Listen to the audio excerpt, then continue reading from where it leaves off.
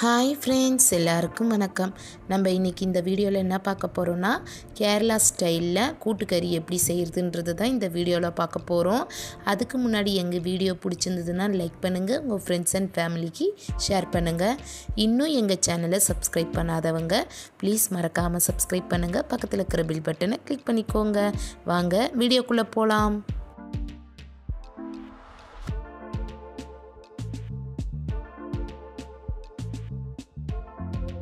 கூட்டுக்கறி சேர்த்துக்கு நான் கருப்பு முக்கடையிலேயே முந்தாள் நாள் நைட்டு ஊற வச்சுட்டு காலையில் அது குக்கரில் சேர்த்து கொஞ்சம் தண்ணியும் உப்பும் சேர்த்து 3 விசில் வேக வச்சு எடுத்துக்கிட்டேன்.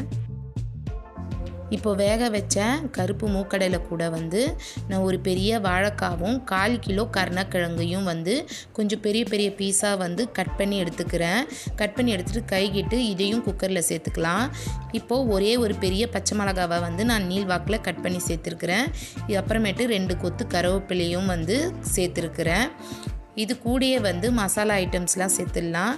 இதில் 1/2 டீஸ்பூன் மஞ்சள்தூள், 1 டீஸ்பூன் வெறும் மிளகாய்த்தூள் அதையும் சேர்த்துட்டு பெப்பர் நம்ம 2 டீஸ்பூன் சேர்த்துக்கலாம். 2 டீஸ்பூன் சேர்த்துட்டு இதை இதில் ஏற்கனவே நம்ம உப்பு போட்டு வச்சுருக்கோம். அது இல்லாமல் நம்ம கடலை வேக வச்ச தண்ணியிலேயே இதெல்லாம் சேர்க்குறதுனால உப்பு போட தேவையில்லை. இது போட்டுட்டு ஒரு விசில் வேக வச்சு எடுத்துக்கலாம்.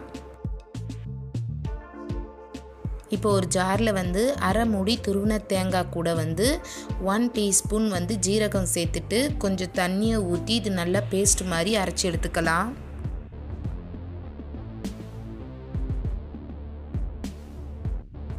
இப்போ ஒரு கடாயில் 2 டேபிள் ஸ்பூன் தேங்காய் எண்ணெயை சேர்த்துட்டு 1 டீஸ்பூன் கடுகு, அப்புறமேட்டு ஒரு கைப்பிடி அளவுக்கு உளுந்து சேர்த்துக்கலாம். உளுந்து சேர்த்துட்டு ஒரு கொத்து கருவேப்பிலை, ஒரு காஞ்ச மிளகு அதை கிள்ளி அதையும் சேர்த்துட்டு அப்புறமேட்டு கொஞ்சம் துருவின தேங்காய் ஒரு 1/4 கப்பு அதையும் சேர்த்துட்டு நல்லா அந்த தேங்காவும் உளுந்தும் கலர் மாறணும். அந்த அளவுக்கு நல்லா சிம்மில் வச்சுட்டு நல்லா வறுத்து எடுத்துக்கலாம்.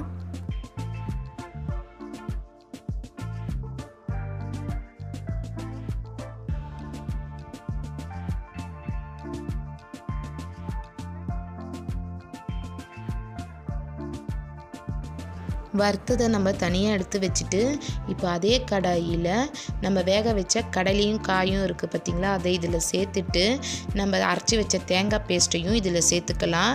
இப்போது ஜாரில் கொஞ்சமாக தண்ணியை விட்டு அதை ஜாரை கழுகிட்டு அந்த தண்ணியை சேர்த்தா போதும். இதுக்கு மேலே எக்ஸ்ட்ரா தண்ணியை சேர்க்க வேண்டாம். இந்த ஸ்டேஜ்லேயே நம்மளுக்கு உப்பு ஓகேவான்னு பார்க்கணும். உப்பு கொஞ்சம் கம்மியாக இருந்ததுன்னா இந்த ஸ்டேஜில் நம்ம உப்பை சேர்த்துக்கலாம். சேர்த்துட்டு நம்ம நல்லா மிக்ஸ் பண்ணிவிட்டு இதை கொஞ்சம் நல்லா கொதிக்க வைக்கலாம். கொஞ்சம் திக்னஸ் வர வரைக்கும் இதை நல்லா கொதிக்க வச்சு எடுத்துக்கலாம்.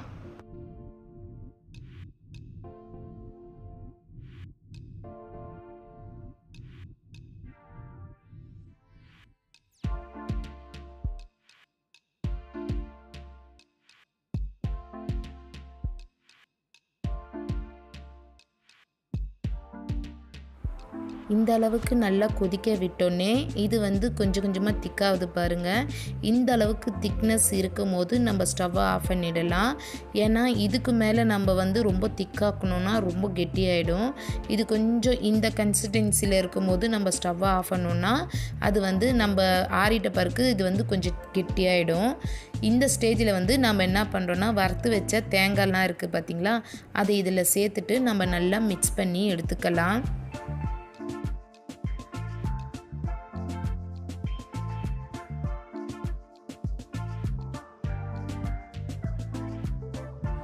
அவ்வளோதான் ஃப்ரெண்ட்ஸ், நம்மளோட கேரளா ஸ்டைலில் கூட்டுக்கறி ரெசிபி ரெடி. நீங்களும் வீட்டில் செஞ்சு பாருங்கள். இது ரொம்ப சூப்பராக டேஸ்ட்டாக இருக்கும். இது சாம்பாருக்கும் மோர் குழம்புக்கும் சைடிஷ்ஷாக வச்சு சாப்பிடும்போது செம்மையாக இருக்கும். இது பெப்பர் காரம் கொஞ்சம் தூக்கலாக இருக்கிறதுனால மோர் குழம்புக்கு ரொம்ப சூப்பராக இருக்கும். நீங்களும் வீட்டில் செஞ்சு பாருங்கள். எப்படி இருக்குன்றதை எனக்கு கமெண்ட்டில் சொல்லுங்கள். இது ஓணம் சத்யாவில் இதுவும் ஒரு சைடிஷ்ஷாக இருக்கும். நீங்கள் வீட்டில் செஞ்சு பார்த்துட்டு எப்படி இருக்குன்றதை எனக்கு மறக்காமல் கமெண்ட்டில் சொல்லுங்கள். அதுக்கு முன்னாடி எங்கள் வீடியோ பிடிச்சிருந்ததுன்னா லைக் பண்ணுங்கள், உங்கள் ஃப்ரெண்ட்ஸ் அண்ட் ஃபேமிலிக்கு ஷேர் பண்ணுங்கள். இன்னும் எங்கள் சேனலை சப்ஸ்கிரைப் பண்ணாதவங்க ப்ளீஸ் மறக்காமல் சப்ஸ்கிரைப் பண்ணுங்கள். பக்கத்தில் இருக்கிற பெல் பட்டனை கிளிக் பண்ணிக்கோங்க. Thank you friends.